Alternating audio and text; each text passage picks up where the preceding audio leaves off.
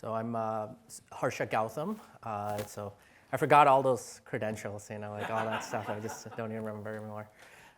So I'm here to do a talk on dementia. So I did this talk once before last year. Pretty much everybody except Dr. Svensson was an unfamiliar face. Now I recognize a lot of you guys, which is a lot of fun. I think it's great.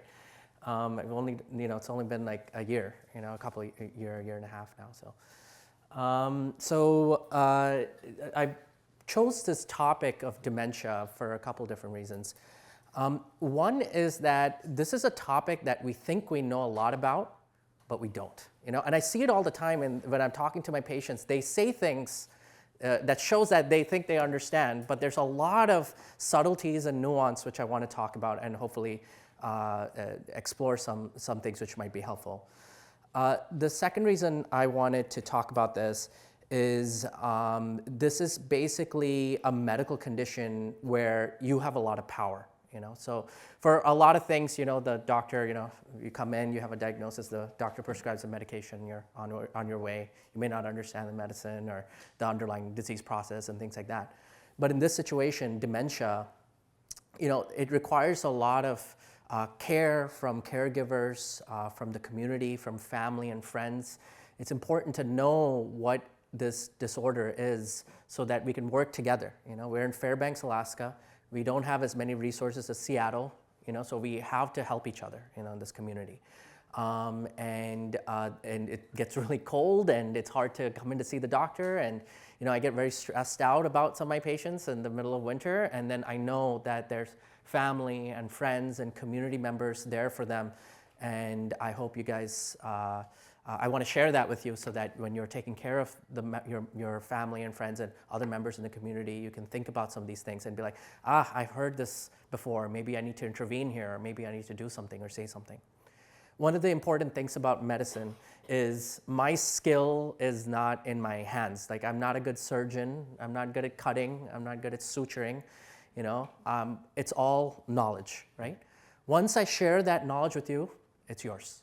So you can use that to help other members of the community and make a difference for people now that knowledge now belongs to you. So you don't need a credential next to your name. You just need to know the facts about the medical condition, and you can make some certain interjections and actions to help with care in a community where providers are very hard to come by and getting an appointment is really hard. So I wanted to start about here, actually, because this is how you, in talks, if you learn about how to get people sucked into the conversation, not get bored, you always want to start with the interesting stuff about it. And then once they're like, I really want to know the answer, then you move ahead. So misconceptions about dementia. So the important thing is not all memory loss is dementia. So I see this all the time. Patients come in, my father has dementia, my brother has dementia. They say that their family member has dementia. But do they? Do they actually have dementia? That's a specific diagnosis.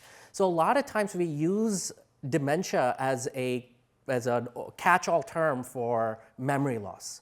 And this is really important because dementia is a very specific thing with a very specific diagnosis with very specific treatments. If it doesn't meet that criteria, there's actually stuff we can do about it. And that's the second point, right? So not all memory loss is irreversible, okay?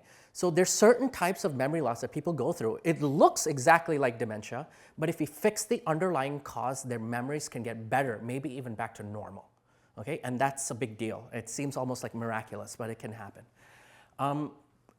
Dementia, on the other hand, again, I'm using this term a little bit loosely right now, and I'll define it more clearly later, but dementia, on the other hand, is a progressive disease, so it's only going to get worse and worse with time, okay?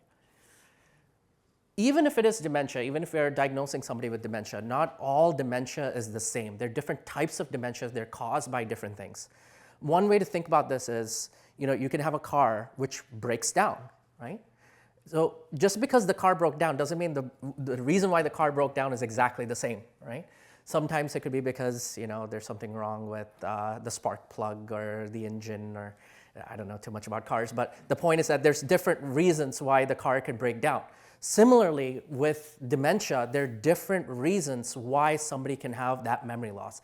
And if in some cases, if we understand the case and we can fix the underlying cause, you can reverse it. Okay. The other important thing about dementia is memory loss is one of the symptoms. Okay? It is not the only symptom. And this is the reason why we are able to diagnose it, because we're able to look at the surrounding other symptoms that come with it, come with that picture, which gives you a better idea of what the diagnosis could be. And I'll share that with you guys. So it's not just to think about the memory loss, because it's the scariest thing, it's the thing that affects people the most, so we get focused on that symptom. But there's a lot of other symptoms that give me clues on what the diagnosis is. Once we can figure it out, maybe we can reverse it. The other important thing here is, and I'll talk about this a little bit towards the end, a person with dementia can have capacity to make decisions. This is a very important legal and medical concept, which is that just because someone has a diagnosis of dementia, that doesn't mean they don't understand things about themselves or they can't make decisions about themselves. Even medical decisions, money-related decisions, it can be a lot of different things. And people are concerned, oh, my father has a diagnosis of dementia, now I've got to take care of everything. No, you can still use your family member, whoever has a diagnosis of dementia, for guidance, and you can ask them general questions. They can be at a level where they understand what they want for themselves. And it's just a matter of communicating that to them. You may not get a specific answer on a complex medical condition, but you can get general ideas, No, I don't want CPR. Yes, I want CPR. No, I don't want to suffer, or I want everything done, So like even if they can't say they don't understand what CPR is or specific things about different types of medical conditions, they can say things like, I don't want to suffer. And that alone will give you enough guidance to be like, okay, this treatment, as a family member and the doctor, you can say, okay, this treatment will cause suffering. We know he doesn't want, the patient doesn't want this.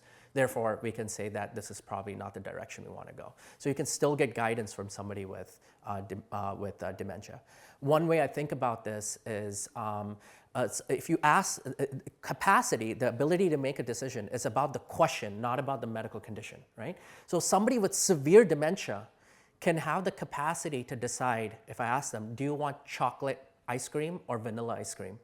They can decide whether they want chocolate or vanilla ice cream. They have the capacity to make that decision. So if they say they want chocolate and you're giving them vanilla, that's malpractice. The same way, right? The same way you got to think about if they can answer a general question about their health and what they want. They don't need to get into very specific details, but that alone will show that even at very end stages of people with dementia, they can answer general questions, and that can help guide family members to make right decisions. And this is important to me because family members get very stressed out about, am I making the right decision?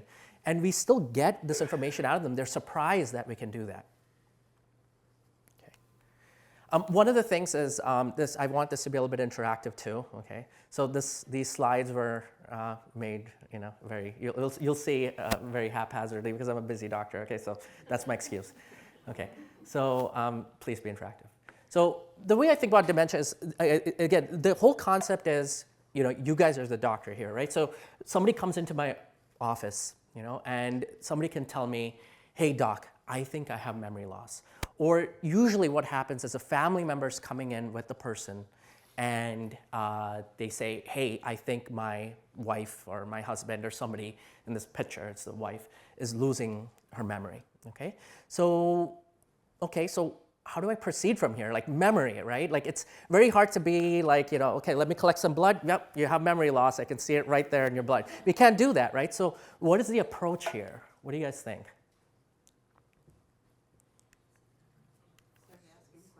Yeah, right? So the really important thing about memory loss and dementia is it's almost entirely, and I'll tell you where it's not, but at least the beginning parts are entirely based on getting a good history, which means asking the right questions, physical exam, things like that. You guys can ask questions. You guys can get that information in your community. You can ask your friends and family members, if there are any concerns, you can do that, okay? So that's why you guys can play a big role here, because doctors are busy, right? So we're rushing in and out of rooms. And for me, when I sit down and I'm rushing and I'm 30 minutes behind and the people in front of me, they got all the information and they're giving me the information, and I don't even know how to ask questions. I'm like, this is so good, it feels really good, So a lot of times family members tell me, oh, I hope you don't find me too intrusive, or I know too much, I'm so sorry, I don't mean to do that. And I say, please give me all your information. It's about sharing. That knowledge is why people get better, they get healthier. Because it's very possible for me to miss asking the right question, or because I'm thinking about, rushing between 2 or 3 different tasks, multitasking, I get messages at the same time I'm talking to my patients. It's very easy to miss things. So having the understanding of my thought process, how am I working through this? What is my thought process in working through this? So if you also have that thought process, you can work through it yourselves, okay? So how do we decide if someone has dementia? So according to the DSM-5 criteria, which is the book that psychiatrists use, it's like the diagnostics of psychiatry. Dementia is defined as a major neurocognitive disorder. Basically, this is one of the criteria, where independence is reduced, okay? So major, not minor. That means you're seeing big changes, not small changes. So somebody can come in and they say, oh, doctor, I think I have memory loss. And I ask them, okay, so tell me a little bit about your memory loss. And they might say something like, oh, I forget names sometimes, or I forgot my keys somewhere and I had to go back, and sometimes I go into a room and I don't remember exactly what I'm there for. These are minor things. That doesn't mean that it couldn't potentially lead in the future to more severe memory loss, but these are thought to be more minor things. When we talk about major neurocognitive disorder, we're talking about things where the person is basically losing independence. That's how I like to think about it. Because there's a lot of, again, criteria you can memorize. I memorize a lot in med school. I don't wish that upon you. So I just want you guys to learn concepts. Once you know the concepts, you don't know how to memorize anything, okay? So, and I wish we taught med school like that. But the point here is that when you're talking about something major, it's major because they're losing their independence. That's what makes it major. If they're forgetting minor things, that's not a major neurocognitive disorder. So how do we decide how they're losing their independence? Well, in medicine, we always like strict criteria, so we like things all written down and the same rules that apply to everybody. So what we use are what are called activities of daily living and instrumental activities of daily living. You guys might have seen these criteria. So activities of daily living are also known as ADL, and instruments of activities of daily living are known as IADLs. And I'll go through the list in detail so you understand. Okay, so that's one thing we look at. This tells us about their ability to be independent. Other criteria is that it's a progressive disease. Okay, so it's getting worse over time. And that's a classic criteria for people with dementia. And there's a little asterisk there, and so I'm lying a little bit, but I'll tell you the full truth later, okay? But generally it's considered progressive disease. So you can have minor fluctuations, and that's not dementia. We see this all the time with illnesses, right? So if people have infections like urinary tract infections or pneumonias or other medical conditions, the brain is a very delicate organ, right? So it can just sort of tip over and people can become forgetful, or they can lose their memory for a short period of time. And then it can come back once you treat that underlying condition, once you treat that infection or whatever it is, their memory can come right back. So that's not dementia, okay? So that's called delirium, okay? So you can have that. That's worse in somebody with dementia. It's worse in somebody who already has brain disorders. If somebody's brain is already sick, it can get very sick, even sicker when you have infections and other conditions that sort of like hurt the brain even more. But again, the underlying thing is those things can fluctuate over, one day they can be really bad, one day they can be really good. Whereas dementia overall as a disease is progressive. That means it's 1 year worse than the year before. It is also characterized by declines in multiple domains. Domains is like the aspects of thought process, which I'll describe later. Okay. So examples of examples of activities of daily living. So these are the basic activities that we like to look at. So eating, dressing without assistance, bathing, showering, transferring. Transferring means like going from bed to a chair to a couch and things like that. So ambulation, walking, and continence, your ability to hold your urine or your feces. As you can see, these are very basic things, right? If you're having issues with this, generally you're losing your independence. Okay? But mostly people don't start here. So sometimes people come in to see me and they're saying things like, I have to dress my significant other, and I think there's some problems here. Well, that is fairly significant memory loss. Usually people are coming in where they're not able to do their instrumental activities of daily living or IADLs. So this is a little bit more subtle, but again, it's still about independence, right? So managing finances, preparing meals, medication management, can they give themselves their own meds? Transportation, be able to drive themselves different places to shopping, grocery stores and things like that, and housekeeping, to able to take care of their house, things like that. Now, so these are a little bit more complex behaviors, but you can see again, if you cannot do this properly, you're starting to lose that independence. You're relying on friends and family members and things like that. So this might be a good opportunity to be like, hey, why are they having trouble, being unable to go to or getting lost, or unable to go to the grocery store? Hopefully you don't get to that point, but usually it starts with like managing finances and things like that. They're unable to do that, and family members are starting to take over. Okay, maybe this is a good point to intervene if you have not done so already. So, that's the first bit of criteria. Next is I'm going to talk about the decline in multiple domains. Okay, so the domains of dementia. Okay, there's a lot of definitions here. I don't again want you guys to get bogged down too much. I'm going to say what they are, but in other words, this is how we're thinking about it when we're evaluating. These are the sort of questions I'm asking. You don't need to memorize everything, but just understand that this is people when they're losing memory. Memory is a vague catch-all term. These are more specified definitions. So complex attention. So people have increased distractibility with multitasking. It's harder for them to do tasks. Executive function. So this is one of the more important ones. So inability to plan, organize, inability to problem solve.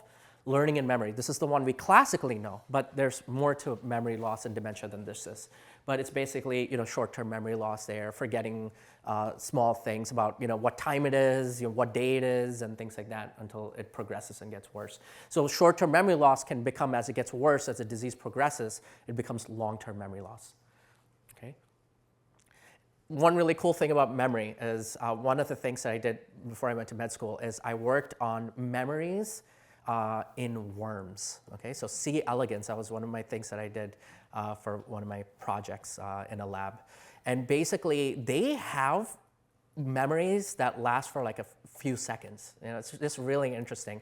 And the memory is built into the cells, into the synapses. So the bigger the synapses between cells, the stronger the memories, and this degrades over time. It's just very cool. You think of memory as this very like nebulous, maybe even philosophical concept that you cannot touch or grasp. But when you're touching that synapse, like you're touching that memory, it's just a really cool, it makes it concrete, and it's just a lot of fun that way. Language, so verbal communication, comprehension goes down. Perception, perceptual motor function, so spatial awareness and coordination. And then social cognition, which is difficulty with social interactions. Again, you don't have to memorize all this, but you can see the main concept is this is how it's defined. And you can see there's these multiple domains. People have multiple losses in multiple areas. It's not just, I can't remember this one thing, So basically, when people, there's two ways I objectively assess memory, okay? So this is one of the important things about this, right? So again, everything I've defined is sort of kind of nebulous, right? It's just hard to measure it, right? So we've come up with ways to measure things, put it down with numbers attached to them. One is, and I recommend everybody do this, is part of our annual exams, the Medicare annual for people who are on Medicare or 65 and above. Basically, once a year, we do an annual exam. We go over the meds and do the full physical exam and all that kind of stuff. And one of the things that we do is a cognitive exam. It's a very small cognitive exam. We ask people to memorize 3 words and draw a clock. And that has executive function. You have to you have to use your thinking skills and remember. And then there's also learning and memory involved there. So it's obviously not a comprehensive exam, but it is a pretty what's called in statistics like a sensitive exam. Okay, so sensitivity means that if it's positive, that doesn't mean if there's something, if they forget a word or something, it doesn't mean they have dementia. But at the same time, this can give me time to sort of look, and if I feel like I need to delve further and do further tests, I can do it. But if they drew that clock perfectly fine and they remembered all 3 words, I probably don't need to worry too much and I don't need to delve any further. So this is a quick test, you draw a clock and you remember 3 words. It's done in a few minutes. But if we can do it in everybody, it gives us an idea of where everybody is. Again, if they're missing a word or 2, it doesn't necessarily mean they have dementia or early dementia. People forget. If I have a bad day or I'm up all night, I'm probably not going to remember every single word, and that's okay. But if I'm worried, then I might delve a little bit deeper. The actual test that we use is, this is my favorite. I spelled Montreal wrong, I'm so sorry. Clearly I did this very late, I apologize. Okay, so Montreal Cognitive Assessment, okay? So basically what this is, basically what this is, you can see the tests on the right here, and it's split up into several different components here. And let me see. So here, if you can see here, you can see that this is in a different language because obviously these are all copyrighted and stuff. So anyway, basically you're supposed to find the pattern here and sort of connect the dots and letters, the numbers and letters, okay? So basically you start at 1, and I probably shouldn't tell you guys this because this is the actual test, but so basically you go from 1 to A to 2 to B to 3, okay, to C, and you just connect all the numbers and letters. But they're supposed to figure that out on their own. They just see these 2 arrows connecting these 3 circles, and they're supposed to be like, aha, it's going from the first number to the first letter to the second number, and then you have to be able to draw that. So this is basically that ability to critically think and problem solve. So this, and then here you draw the square just as you see it. Here you draw the clock. Again, it's combining like visual spatial skills, problem-solving skills, things like that. This is visual, like can you identify the lion, the rhinoceros, camel? And it just keeps going on and on. There's words to memorize and things like that. But it breaks it down into these domains that I talked about. And it gives me a number, okay?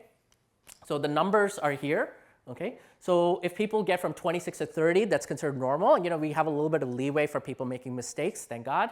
And then from 18 to 25 is mild cognitive impairment. So this is not dementia. There's a theory that it can progress to dementia. So even if I have somebody with mild cognitive impairment, I might take a much closer look at them, but they don't meet the criteria of dementia right here. At 10 to 17, that's where they're meeting the criteria of dementia. This is where we see people with Alzheimer's, dementia, and things like that. Below 10, usually they have very severe dementia. So they're highly not independent and they require a lot of support. By that time, this is more like we're just doing this test. The reason why this test is important, again, it helps us sort of clarify all these vague concepts that we're working with. But also at the same time, what it does is it gives you a baseline that you can measure as the disease progresses. You can repeat the test over and over. If your doctor leaves, you can do the test and you can still, it's still a similar test. And, so even if the team changes, the doctor changes, the specialist changes, it doesn't matter. You can see that progression. The new doctor can see the last test and come up with the diagnosis. Okay? Mild cognitive impairment, I usually talk about risk factors, so we look at, how can I prevent this from progressing and things like that. And like I said, 10 to 15% progress. I talked about it's a progressive disease, all the minor fluctuations can occur, and that progression is important in defining the disease, okay? So that's where I want to now start putting the pieces together in the diagnosis. So different types of dementia have different progressions, and different diseases have different progressions. So Alzheimer's dementia, so just a little bit about this. This affects it's about 7 million Americans. It's 60 to 70% of all actual true dementias. And it's the result of amyloid plaques that form in neurons and basically make your brain sick that way. And it's difficult to diagnose. And the reason why is because there's no good test. We're starting to get tests now, blood tests and things like that, that can help us diagnose dementia. We do MRI scans to see if we have signs of dementia. But sometimes the brain looks totally normal and they may still have Alzheimer's dementia. Sometimes the blood tests aren't completely accurate and the person may still have Alzheimer's dementia. So a lot of this is the information I get from the family members. So basically here, what you see here is this is the general progression of the disease over time. So this might be like 5 years ago or 2 years ago, and this is now. And the reason why I drew it like this is, I can have several family members sitting with the patient, their wife, their son, and I'll ask them, when do you think the symptoms started? If it's Alzheimer's, I'll usually get different answers from different people. Okay? It's a very slow, progressive decline. So people will notice problems at different times. So the son may have noticed the symptoms first starting, that was really strange, about 1.5 years ago. The wife may have noticed about 3 years ago. The daughter may have noticed about 2 years ago. They're not necessarily sharing this information sometimes. So they may have noticed at different times. But now everybody agrees there's a problem here. But when did it start? People may have different ideas of when it started. So this is a classic sign of Alzheimer's dementia, which is it's a slow, progressive decline. Eventually, everybody will agree that there's clearly memory loss happening. But in the beginning, because it's so insidious, there may be mild issues. And this is why that mild cognitive impairment, mild memory problems, we do want to take it seriously and address it ahead of time. So medical management here. I'm going to talk a little bit here. Again, don't want to get into too much detail here. So basically, I diagnose with labs. I might do some imaging. These are newer labs that we found, and they become important because there's a new treatment now. For example, Leqembi. This is medication, some monoclonal antibody. Now we've started this new revolution of making medications using antibodies. So these meds now we target them towards our own body and try to fix all sorts of different things, from cancers to autoimmune diseases and everything in between. So this is a medication that we have now. The studies are showing that it may be mildly effective in preventing the progression, and it comes with the possible side effect of brain bleeds. So you have to monitor them very carefully. I have not prescribed this medicine, but I've seen neurologists who prescribe them. They're getting very excited about this. It's been around for a few years, but because of the brain bleed fear in the beginning, I didn't see anybody prescribing it. I didn't see any family members taking people up on it, but now I'm seeing more and more neurologists prescribe it. But the older meds that we have are donepezil and memantine. We've been using this for years.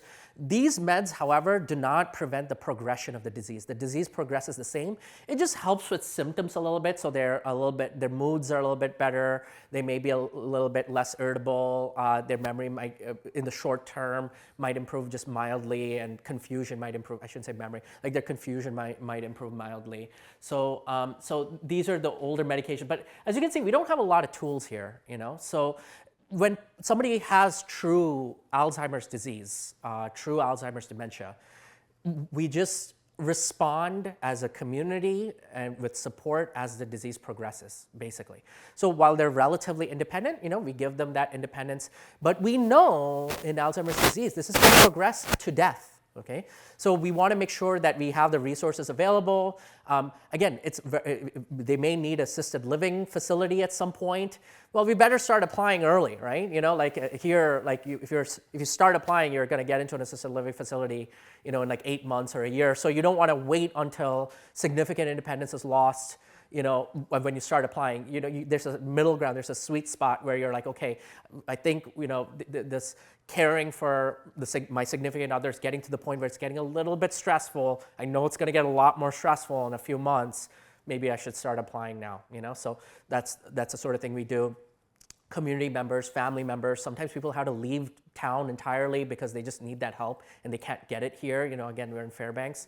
So it's really important for the family, for the community to come together to help members of our community who have this disease processes, because it's very hard as a provider to basically do anything. It's, we are the ones who take it. We as a whole are the ones who help. My meds, they do a little bit, they help a little bit, but they don't stop the progression.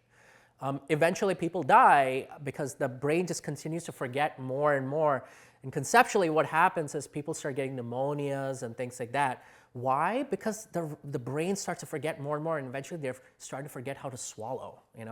They're starting to, the way they urinate, it's leading to infections, and it's less hygienic, and now they're getting these infections. That's a very common reason why people die from Alzheimer's, or they fall because their coordination is so poor.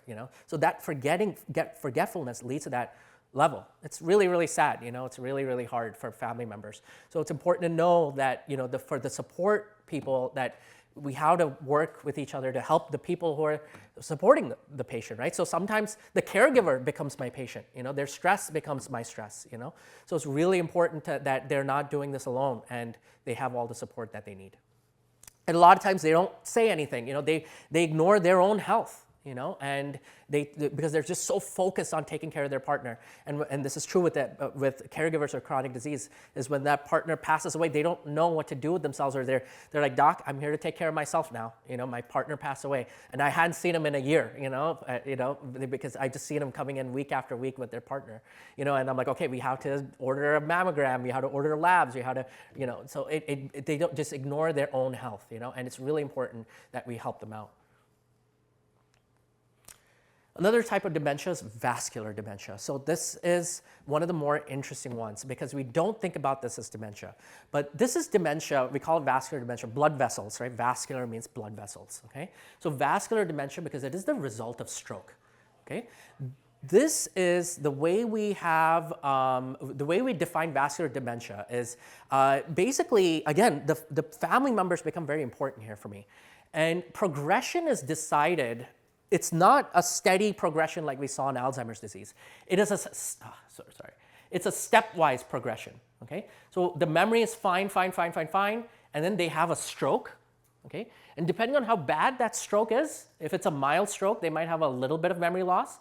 And then now that new memory loss is their new baseline, okay? So they're not gonna get worse, but they're not gonna get better, because of course stroke, when the brain dies, it's very hard to get that function back. So they basically stay there. And then they may have another stroke, and this might be a bigger stroke, so their memory declines even further, and it's flat. So this is really important because, again, as doctors, when we see dementia, we're just like, okay, dementia, and then we just move on. And then we just assume the person has Alzheimer's dementia. So my learning comes from school, but it also comes from experience. So I saw this one patient who had dementia on their list, and I'm following them they've had this diagnosis for years. And they're on donepezil and memantine, the medications for Alzheimer's dementia. This is clearly thought to be Alzheimer's dementia. But I asked the family members, is the disease getting worse? And they thought about this. Both of them, the daughter and the mother, they were like, okay, let me see. And then they were thinking about this. And they thought it declined suddenly about a year and a half ago. And since then, it has not declined significantly. Okay, it's not progressing over a year and a half. It's not getting that much worse. Okay? I have an opportunity here, because if I can prevent another stroke, this is the worst his memory is going to get. He can do a lot of things. He can't do a lot of things, but he's still reasonably independent. He can take care of he can't take care of his finances. He can't do transportation, but he can take care of his own hygiene. He can transfer. He can eat. If I can preserve that, I can prevent this person from going to an assisted living facilities. How much do those cost? Right? Like $5,000 a month, $10,000 a month, right? So I was like, okay, let's do some imaging, and then we saw that there were small strokes in the past, and then now my goal is to prevent strokes. So I did a workup of the carotids, okay? So this is the blood flow to the brain, okay? So remember, clots start somewhere and they end up somewhere, okay? So the blood flow to the brain goes up from your heart through the carotid arteries. That's in the movies, you see them cut here. Well, the artery's not here, it's here, okay? So every time I'm just like, it makes me so mad when I see, people cutting here, because that doesn't kill you, So anyway, so the carotid arteries run right here, okay? And they give 70 to 80% of the blood to the brain. You got two more arteries that come out through the back. And we can do a cheap, easy test called ultrasound of carotids, okay, to image that. Okay, so we can find the clots starting and forming here before it turns into a serious issue, before it turns into a stroke, because after a stroke, it's hard to treat the stroke, right? I mean, if you're in the right timing and you go to the hospital and they break up the clots, then you're fine, But if, the stroke happened a year ago and they were asleep all night, and then that's the damage. So preventing that stroke, preventing future strokes is a major, major goal for me as a primary care doctor. So I try to image this area, the neck, to see the blood flow as much as possible. Now, the problem is insurance doesn't like to pay for it without any good reason, okay? So we can't just do preventative ultrasounds, right? But they have no side effect. I mean, it's just ultrasound, there's no radiation, it's easy to do. But you can order it if somebody's been dizzy. Everybody's been dizzy, right? So, okay, I'll order you that ultrasound. Okay, I hope we're not recording this, okay? So, you know, obviously, like there's some symptoms, but sometimes people don't have symptoms, and I can hear sometimes I can hear the noise that the plaque is making in the arteries. Sometimes people are dizzy. You know, there's all sorts of reasons their vision can go, vision can change. All of these are reasons to get the carotid arteries tested. And if you can catch it early enough, you can actually remove the plaque through surgery or get them on the right medicine, such as statins. You know, atorvastatin. You know, we have a problem. There's a lot of controversy about statins. You know, but having said that, it's better than a heart attack or stroke. You know, and I may switch statins. I'm not. They're not fun. I get very annoyed by them, but they do save lives. So statin and aspirin would be my go-to for somebody if I'm trying to prevent a stroke. So I had this guy immediately put on the medications, did the imaging, got him the right goals, and therefore, that feels good. I just prevented a stroke. Maybe I stopped $5,000 a month in costs. That's the great feeling about being a primary care doctor. Okay, that's why this is such a great job. Okay, there's different types. There are further different types. I don't want to go into like too much detail here. This is for if you're med school. There's Lewy body or Parkinson's dementia. They're both very similar types. Frontotemporal dementia, that's based on where the damage is happening, the frontal lobe and the temporal lobe. And in this, you see a lot of personality changes. People's behavior becomes lewd, like people who are very reserved suddenly start making crass remarks, crass comments, and it becomes very hard for family members to work with them. So that's frontal temporal, that's how you can tell. Normal pressure hydrocephalus, that's fluid in the brain. This one's fairly easy to see in a CT scan. If you see it, the ventricles are really blown up. You don't need to know all these details. The point is there are many different types of dementia, so it's not just Alzheimer's dementia. People see dementia, they just think Alzheimer's. Even doctors do that. Because we're rushing, okay? So it's very important to make sure that there's a thorough workup, labs are there, imaging is there, and things like that. Now, I'm going to stop saying, well, maybe, I did write this at 11:30 at night, so I don't know if I'm going to stop saying dementia, but now I'm going to start talking about memory loss, okay? Again, not all memory loss is dementia, right? So I want to think about things that are reversible, that we can do something about, that you may notice in your family members and friends, and we just think, okay, this is dementia, but it's not, and it can improve. One common thing is alcohol use, okay?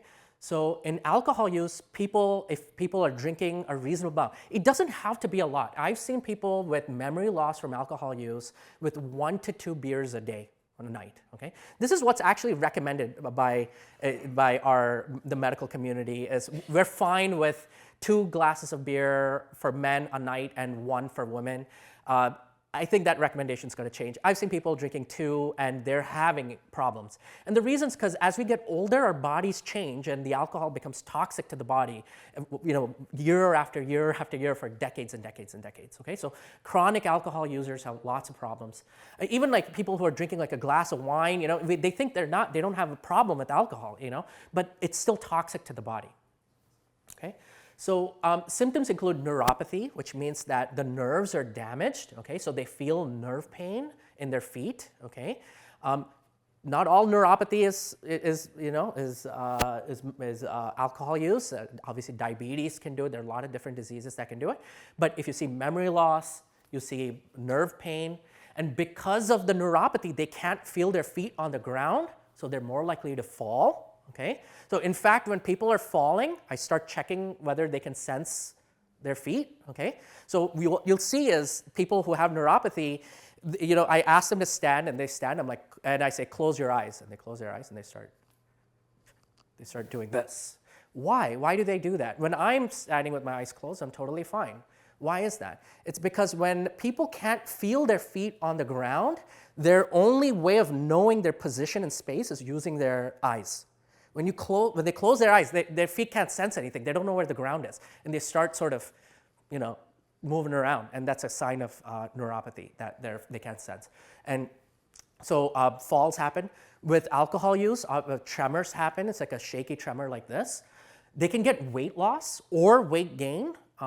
Weight loss happens because they're drinking empty calories and they feel full from that, okay? Weight gain happens because it's empty calories, so that's the beer belly basically.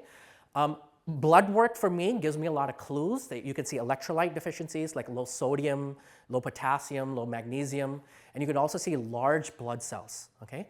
So the red blood cells are abnormally shaped and sized, okay? So all of this gives me a clue on alcohol use.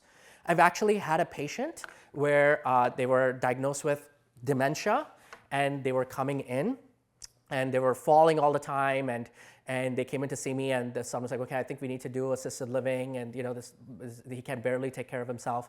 And then I noticed some signs and then I looked at and I checked the blood and I was like, okay, I'm fairly certain. So I asked about alcohol use. Gentleman drank about 2 to 3 beers a day. And I said, hey, quit alcohol. And I didn't just say quit alcohol. I said, your life can change if you quit alcohol. This man was falling. He would come in with walkers. He went into the emergency room multiple times. He was in a lot of pain from his neuropathy and from his falls. And he was just barely able to walk in when I see him, or he was in a wheelchair. And then I told him how much better his life would get if he would quit. And he did quit, and he came in 2 to 3 months later, walking independently. His memory loss is completely gone.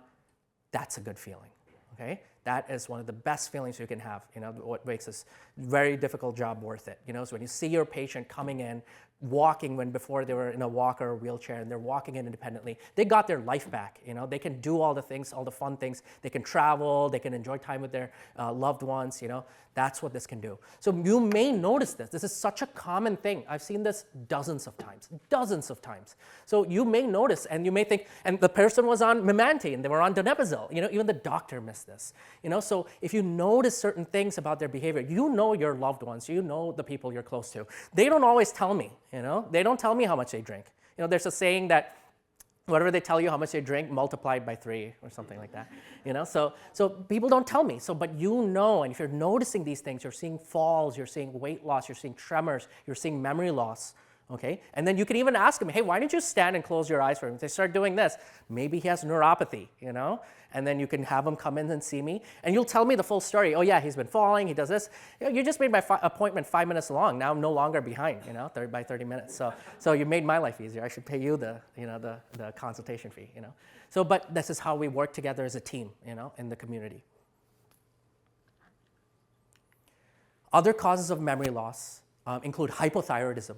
Okay, so low thyroid disease is another very common thing. Not very common, but we think it's more common than it actually is. The number of thyroid tests that I've tested and the number of actual times it's low is it's very different numbers. Dr. Swensson's smiling there, he knows, But we check, anytime somebody has it. But again, in this case, the thyroid hormone is a stimulant hormone. Again, I'm lying a little bit here, but the point is I want you guys to think in broad concepts. So it's a stimulant hormone. So if you don't have enough, if you have hypo or low thyroid, people have weight gain, they have fatigue, they have constipation, they have dry skin, brittle hair, and they can have memory loss. One very interesting finding is the edges of their eyebrows go away.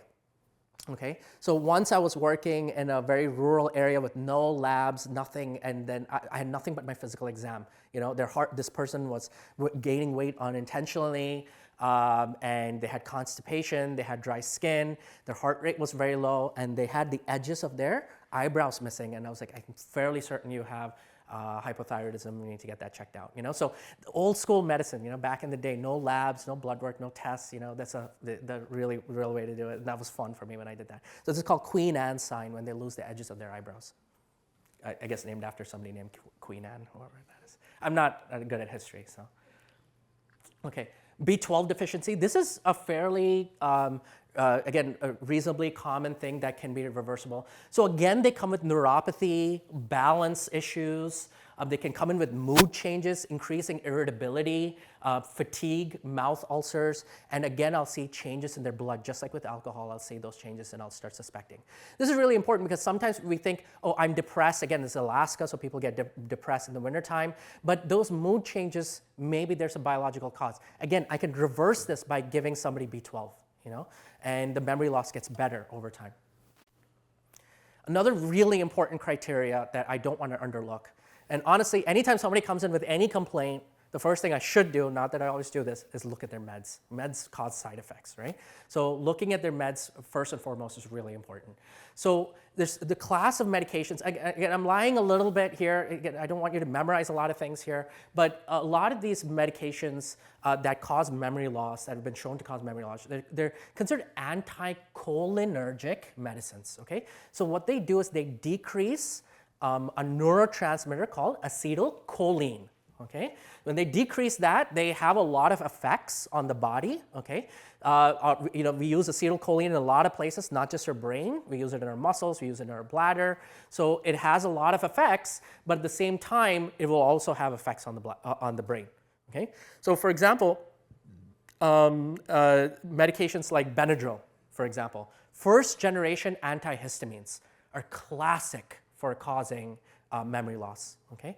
I've had multiple patients and other over-the-counter sleep medicines, so NyQuil, ZQuil. I wish these meds were not over-the-counter. It's really funny, like meds over-the-counter that that shouldn't be over-the-counter. But if you read them, they're supposed to be used when you're sick. They're supposed to be used for 5 days. What is Benadryl supposed to be used for? When you have an allergic reaction. You're not having these like all the time, right? But people misuse them for sleep all the time. Every night they might take a Benadryl, or every night they might take a ZQuil or a NyQuil. Over time, that might lead to memory loss. I had a patient who had dementia, and eventually the memory got so bad that my patient had to be moved to an assisted living facility, and her daughter came into our house to clean up the house and found bottles and bottles of Benadryl.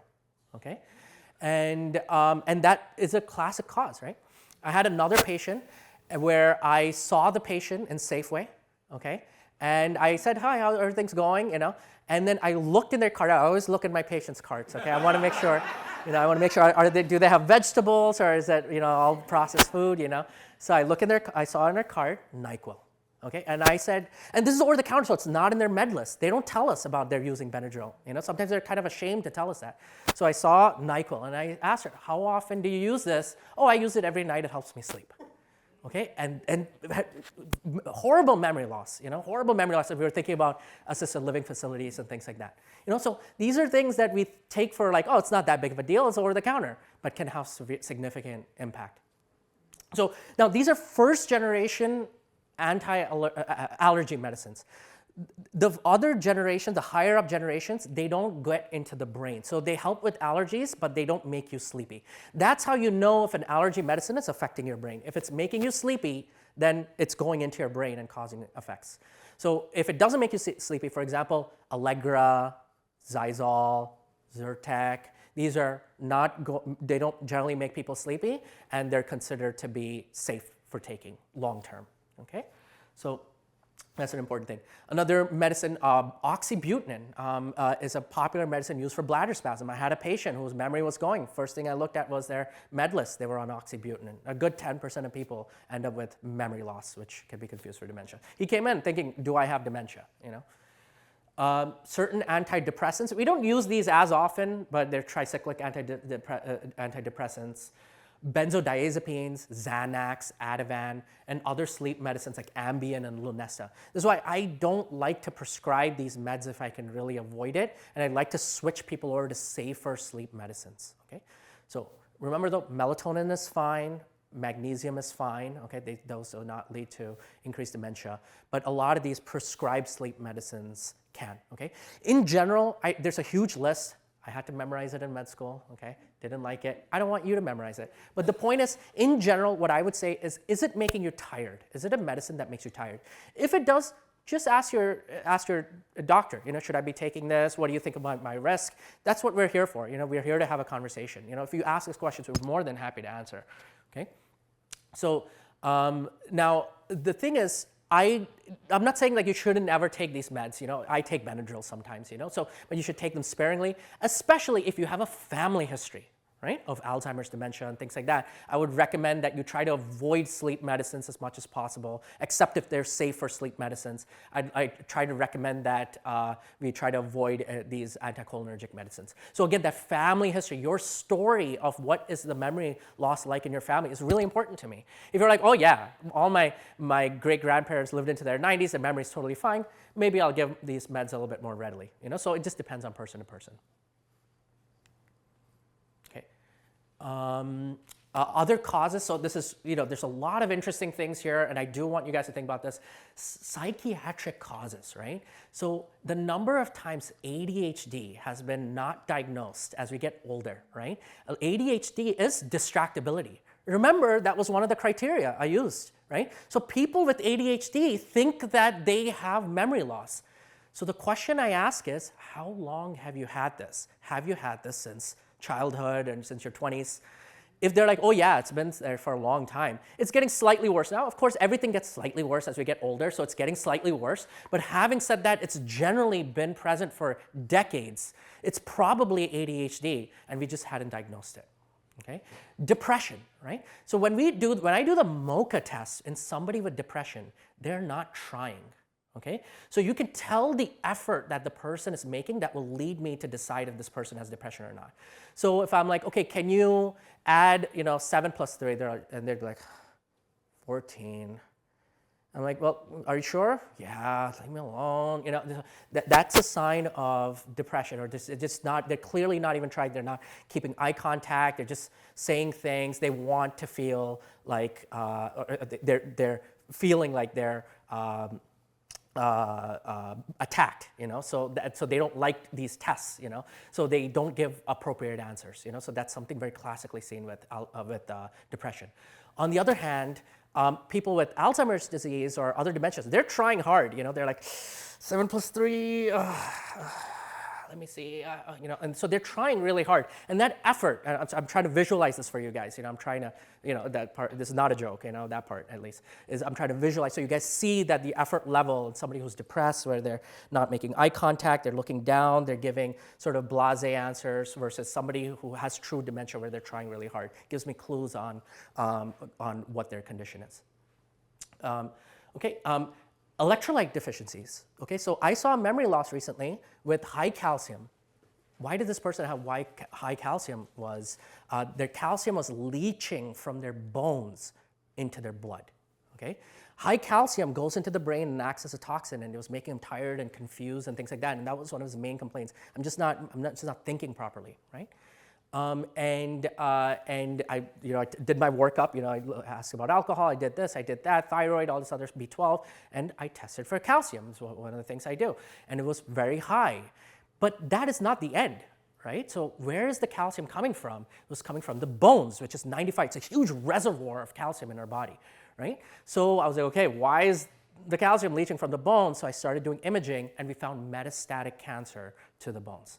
Okay, so we were able to find cancer that way and get them the treatment that they needed. Okay, so again, it doesn't just end there. These are all clues that head me in the right direction. Low sodium can also cause problems. Poor diet, very interesting case. I had a patient who was losing memory, and I was like, okay, maybe we need to order an MRI and all this other stuff. But before I was like, okay, before I order that very expensive MRI, tell me about your diet. Person did not eat vegetables, hated vegetables, okay? I was like, okay, let's start vegetables, come back in a month and see how you do.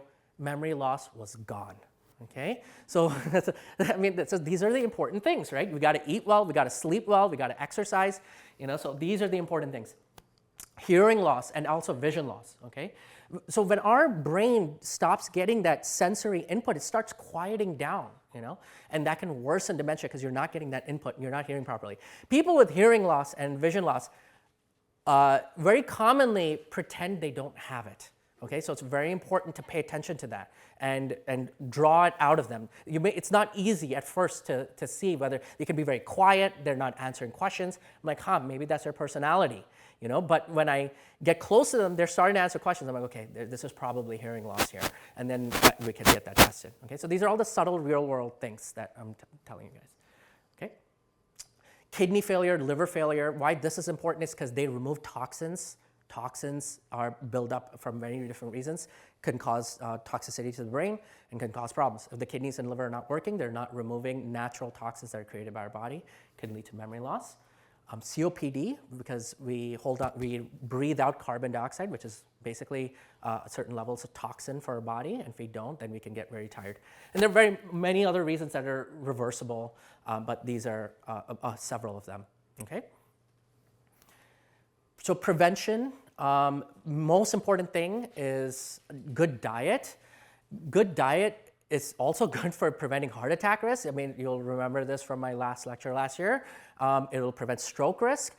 It's the same story. Good diet and exercise help a lot of things, that are very expensive when they get really bad. So please do all the good things early so we don't put all the expenses later, okay? So it's an investment in your health. Okay, if a good diet is difficult because of money issues, we have a program called Food is Medicine where fresh vegetables become accessible a little bit more easily. Okay, so I believe in that. So Mind diet is very similar to Mediterranean diet. It just emphasizes more antioxidants like berries and things like that and less saturated fats. But again, plaque buildup in the blood vessels increases the risk of heart attack, increases the risk of stroke, and increases the risk of dementia, right? So that's really important. Moderate exercise. In my opinion, moderate exercise is moderate for you, okay? So if you can do a little bit more, do a little bit more. If the best exercise you can do is stand, then stand, One of the things I do is, I come home, I'm super tired, so what do? I sit down on my couch. 30 minutes later, am I still tired? No. Am I still sitting on my couch? Yes. Okay, so it's that sort of like active mindset of health, right? So 30 minutes later, I need to check in with myself. Am I still tired? If I am, I'm gonna keep sitting. But if I'm not, why am I sitting, right? So I want people to use that sort of active mindset in their life. I want you to be active about your health. What exercise am I gonna do today? What is my diet looking like today? I plan ahead of time for my food and things like that. I never decide in the moment what I'm gonna eat. Okay, I have decided a week ago what I'm going to eat. Okay, and the same way, like if you go on vacation, you're not going to decide to go on vacation tomorrow, right? You're not going to be like, oh, let me go to Italy tomorrow, right? You got to save up the money for it. You got to plan for it, right? Just the same way I plan my diet so I'm not eating, food that's bad for me. Okay, so I prepare my food ahead of time. I prepare my snacks ahead of time. I cook most of my food. I rarely eat out, and that means that even when I'm having cravings, even when I'm tired and I can't cook, I have stuff already prepared. I'm already ready for the days when I'm tired and can't cook, and it's still healthy food relatively. Okay, so focus on heart-healthy lifestyle. Again, more general concept here, but in general, it means improving blood pressure, improving cholesterol. Those also decrease the risk of dementia. Social interactions, we find that the more people are outgoing and doing things and have connections with family and friends, the better they do. And finally, and probably most importantly, stop smoking and significantly reduce drinking. And if you can stop drinking, then all the power to you. Okay, there's literally, I forgot the exact stat, but smoking increases the risk of stroke by, I believe, around like 2,000% or something like that. That's some ridiculous number, very, very high risk of smoking, for smoking. A lot of times I look at CT scans and I see all the plaque buildup and calcium buildup in the arteries. I've not even met the patient yet, and I'm like, I bet they're a smoker. I can bet that they're a smoker because all the plaque buildup and calcium buildup in their blood vessels. So that is the best thing you can do. Please ask us if you need help to quit smoking. It is an addiction, which means it's a medical condition. It is not a sign of strength or weakness or character. I have doctors and nurses who I know who know smoking is bad and smoke. So please ask for help. And it's a process. And in my opinion, helping people quitting smoking, that to me is the biggest win I can have. That is tens of thousands, if not millions of dollars saved for the community and the society and for the patient. Okay? Okay, do I have anything else? I think that's it. Okay, so any questions? I have a question. Yes, sir. Take care of the caretaker. So, very elderly mother, 5 children, not all participate robustly in that care. What suggestions do you have to rally the troops, or do you just give up? No, I mean, I think it's really important for people to understand what the caretaker is going through. Because again, a lot of times the focus is on the patient. When people call in, how's dad doing? Nobody's asking how mom's doing, because she's the caretaker. They think she has it put together. How's dad doing? What's going on with dad? Even if they care, even if they're involved, they're not necessarily paying attention to the caretaker. So understanding what it does psychologically to someone where their entire job is one thing, A lot of times the way I think about it is trying to be empathetic, right? What if my job was a 24/7 job, right? Like taking care of our kids. Eventually when people have dementia, it's like taking care of a kid, So like how hard was that? How hard is that? And if you can think about that, maybe you can say, hey, even though I'm not nearby, maybe I can put in some money for having somebody come into your house for 2 hours in the afternoon so you can have a break. So I highly recommend caretakers to have a little bit of a break every single day, maybe even a couple hours. Maybe they can hire someone, maybe we can put in for home health. So this is something we can do. Insurance pays for home health, certain types of home health. We don't have a lot of those access, unfortunately. We don't have a lot of people who can do it in this town, unfortunately, but we try to do it. So insurance can pay for it sometimes. People who have VA insurance have especially good home health insurance, so look into that. And just basically trying to be empathetic about how much this burns people out and where your situation is. And even if you're not directly involved, can you do something indirectly? Can you do something once in a while? Can you say, okay, I'll be here on February, you'll be here in March, and sort of like do that sort of thing. All of those things can be very helpful. Bringing the community in is really important. In my opinion, like a lot of times like relationships break down between siblings and things like that. You're gonna miss the person when they're gone. I see it all the time. When the person's gone, then all the siblings are like, I wish we didn't waste all of our time fighting over minor stuff, because I'd rather have my dad back or my mom back, So I think thinking in those terms of like life and death and quality of life and trying to be empathetic about what the caretakers are going through is important. Yes, sir, Dr. Somewhat related to that question, one of the biggest challenges that I faced, I'm interested in hearing your perspective on this, in dealing with folks who have dementia, is when their spouse usually actually is denying or covering up those problems and don't acknowledge that, yes, this is a serious issue. Yeah. Thoughts about that in terms of how to sort of break that? Yeah, so I've had several interesting cases along these lines, including like spouses with dementia.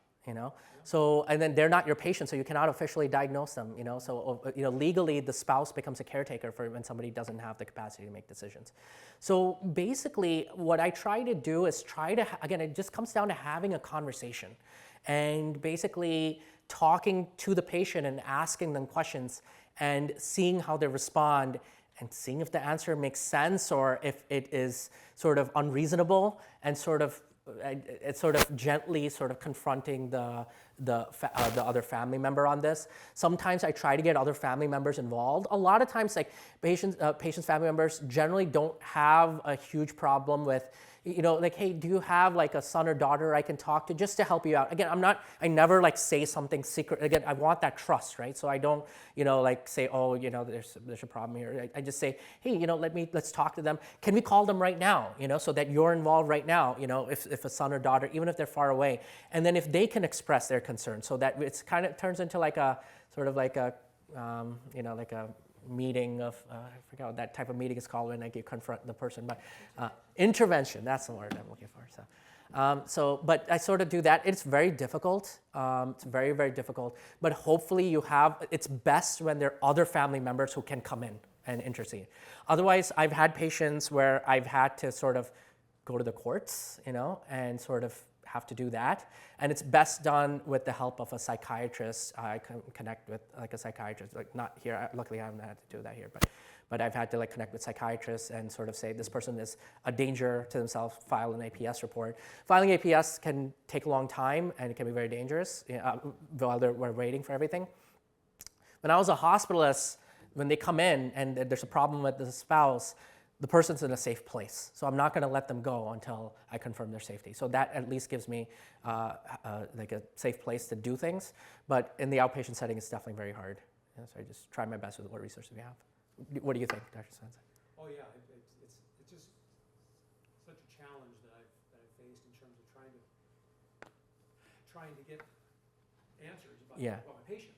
Yeah, yeah. If the spouse Yeah. is covering up or in denial or not acknowledging that there's really an issue, yeah, sure, I'm letting him drive. Yeah. And, things Yeah. like that. Yeah. That it's like, ugh. So, And you're right, getting kids involved is Yeah. really helpful. yeah. But so often it seems like the kids don't want to be involved if there's a conflict, or if they don't want to cross mom. So when it comes to like safety, things like safety, at that point I draw a very hard line, because now it's no longer about my patient, it's about the people's safety on the road. And I say, if they argue with me that they can drive and I'm thinking they probably can't, I say, hey, just go to the DMV and get it sorted out by a neutral arbiter, and I probably won't see them again, because they're mad at me. But that way you protect the people around on the road. Where does the shrinking hippocampus fit in with all this?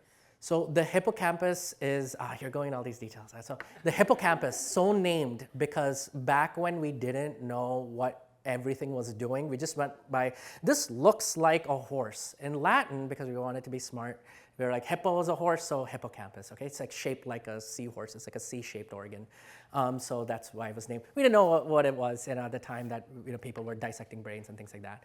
So the hippocampus is where a lot of our long-term memory is stored. Okay? And you can sometimes, in MRIs, you can see the hippocampus shrink in people with dementia. Okay? A lot of times you can't, So, when we're looking at, when we're like, okay, this person may have Alzheimer's disease, we do an MRI of the brain, we're getting a picture of the brain, and I'm looking at the hippocampus. I'm seeing, okay, what does their hippocampus look like? And if it's like shriveled or shrunk or anything like that. But a lot of times it looks totally fine. They still have Alzheimer's dementia. But if I see that shrunk hippocampus, I'm like, okay, maybe I don't need to be so aggressive with the rest of my workup. But if it's normal, I'm not just taking it at its word that this is Alzheimer's. I'm doing a very thorough, aggressive workup. Every time I see somebody with dementia, I'm doing that workup if I have not seen it being done in the past. This is why I'm so tired. Okay. Yes, sir. And I'll get to you. There's been a lot of supplements on the market for memory. Are any of them worth?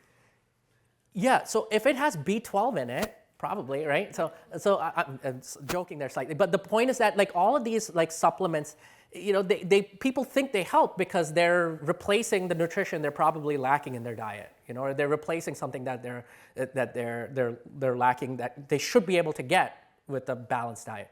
In my opinion, generally they're not that useful because again, how many tens of billions of dollars does dementia cost? They could charge whatever they wanted for these supplements if they really worked. So most of the time, I've seen people like, I think there's a Provigil or something like that. I forgot there's one supplement like that, and I looked at it, it's just a bunch of vitamins. It's fine, but get your vitamins from your diet. But the thing is, like, if it might be hard for someone to go shopping and cooking and traveling, they might need to take vitamins because it's hard for them to cook fresh food. I'm okay with that. But if you have the ability to cook, if you have the ability to get fresh food, please do so, sir. Are there particular societies that are less susceptible to having dementia, and how does things like quiet time, yoga, meditation fit in with? Yeah. I knew the statistic at some point. There are certain groups, ethnic groups that are more likely to get dementia more than others. What we're finding now is that when people have a lot more the blood pressure, cholesterol, diabetes, all these other issues, you're more likely to get them. And communities that are predisposed to that tend to be like minority groups, African Americans, Native Americans, Indians. I'm Indian. I had to suffer through that, So we have increased risk of diabetes, and that puts it at increased risk. Just of Alzheimer's, I believe Caucasians are more at risk, but please don't quote me on that. I believe that's the case, but I'm not 100% sure. Yes, ma'am. One of the things that we've run into is we're in our middle 80s. Our friends are dying. Yeah. My last best friend died. I'm sorry. If you could repeat that. Ma'am, what you said was it's difficult in your 80s when friends start passing away. So you're losing your social support, basically, right? So my opinion is it's important to create new social supports and new networks. And that's the whole point of what I hope I want to achieve in Fairbanks. I moved from New York when I moved here. And I moved here for a reason, which is I believe in community and I believe in people making a big difference.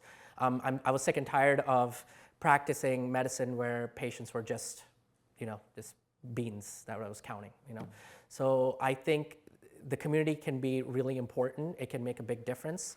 And I hope, and the whole point is I hope when I'm 80, someone will stand up for me, And when I'm 80, I'm not gonna be the doctor that I am today, so people may ignore me, and I hope somebody doesn't do that, and I hope, we have that support, and I wanna share that with the community right now.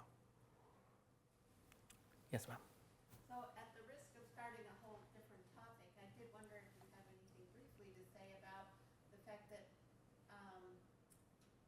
an awful lot of people have introduced gummies into their lifestyle now. Oh yeah. So generally, like when we're talking about like THC, marijuana, those sort of things, studies are showing that they're probably not the best thing. Like in the beginning, there weren't a lot of studies, and they weren't showing that they were that bad. I'm all for like legalization, but for me, things are about. It's easy to lose control of things when nobody is holding us accountable. When I'm prescribing a medicine, I know how much med you're getting. I know how often you're refilling it. So I know how if you're using it more than you're not supposed to. When we're buying alcohol or cigarettes or marijuana or THC, these are all mind-altering substances, but it can easily go out of your control because there's nobody stopping you. So that's my concern with it. Again, for some people, it helps them with anxiety and depression. It helps people with when they have cancer with appetite, nausea. It's a helpful medicine, but like with any medicine, you have to. No medicine is your friend. Okay, no pill is your friend. Nothing that alters your brain is your friend. You have to respect it. You have to treat it with respect and use it only when necessary, and hopefully have some level of accountability.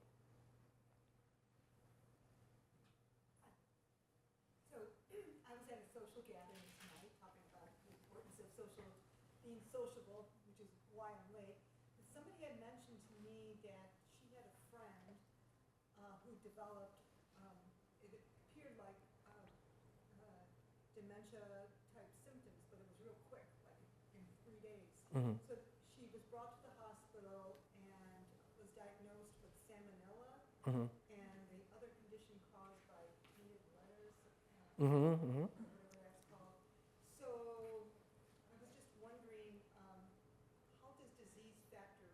Yeah, so you made some great points, and so I'll repeat that. So basically you said that you knew somebody whose memory declined very quickly within a few days and was found to have an infection, basically, a stool infection. So yeah, so again, as we get older, if a younger person has a UTI, that urinary tract infection or minor pneumonia or diarrhea, their body is relatively good at adapting and they're fine. Their brains don't change, even though they're sick. But as we get older, our brains become a little bit more delicate, and they can change, and people can get confused. That's not uncommon when people have any sort of infection. It could be a UTI. UTI being very common, so one of the most common symptoms of UTI is actually confusion. UTI, I'm using a term, urinary tract infection. Okay, so diarrhea, any bacterial infection, pneumonias, anything like COPD exacerbations, all these things where you have illnesses, it's hurting the brain, right? The brain is under stress, and you can see these sort of changes. So that's not considered dementia. People can return to completely normal memory if they had normal memory before, but it affects people more when they have dementia, so they're more likely to become more confused if they already have dementia.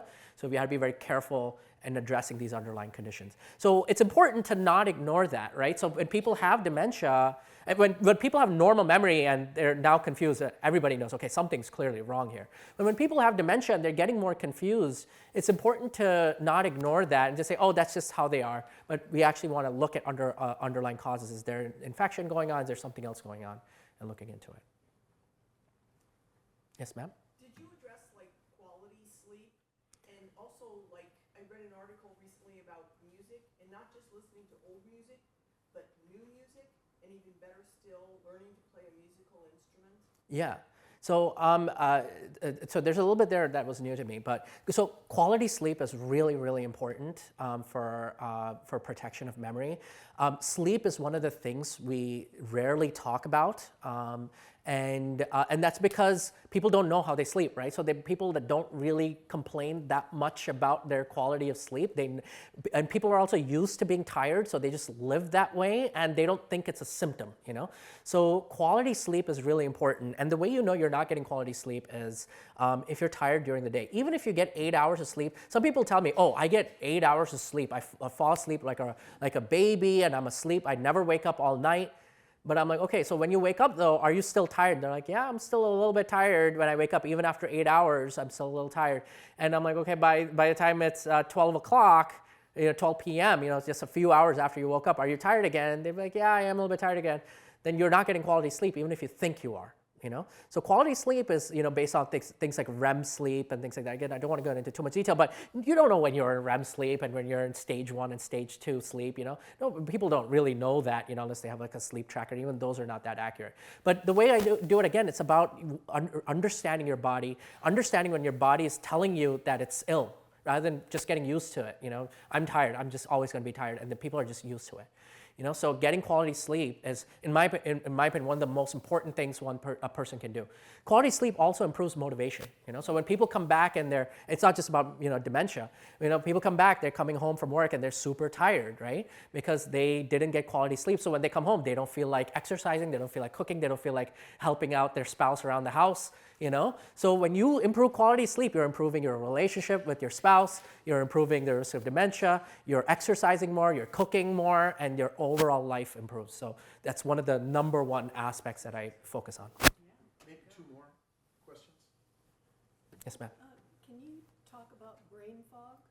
Yeah, so very important thing. So one thing I forgot to mention is brain fog is a part. So brain fog is a feeling that you're living in this fog. Okay, it's not truly memory loss, but it feels like you're having difficulty communicating or moving through or remembering. So it's not like a progressive memory loss. It's just this fog, basically. That's why they describe it as such.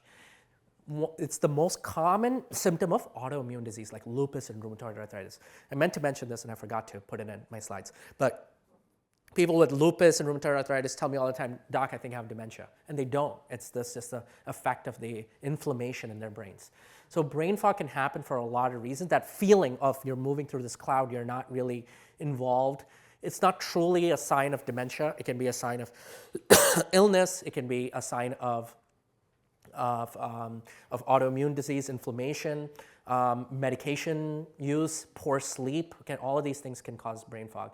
Normally, people with dementia don't describe the brain fog to me as readily, but also a lot of times people with dementia don't realize they have dementia, really.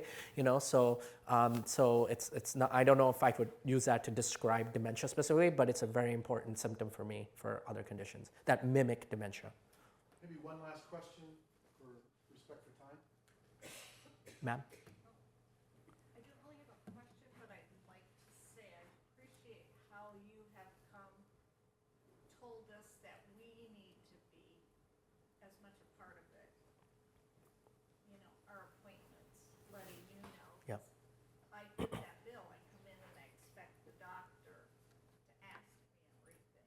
And then we want to know what, then when we're there, we want to know, well, why are you, not doing this?